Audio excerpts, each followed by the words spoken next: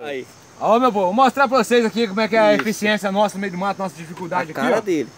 A gente passa uns apertos aí na vida aí, no meio do mato desse aqui, num lugar desse deserto. A gente tem que fazer uma fogueira, mas a gente não aguenta soprar, que tem problema de pulmão é fraco, não soprar da zonzeira, né?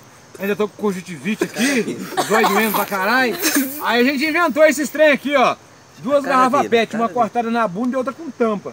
Aí você enfia uma dentro da outra aqui assim, ó, desse jeito aqui, ó, e sopra lá, ó. Aí você vai fazer o fogo pegar rápido pra sua churrasqueira, ó. Olha bem, olha.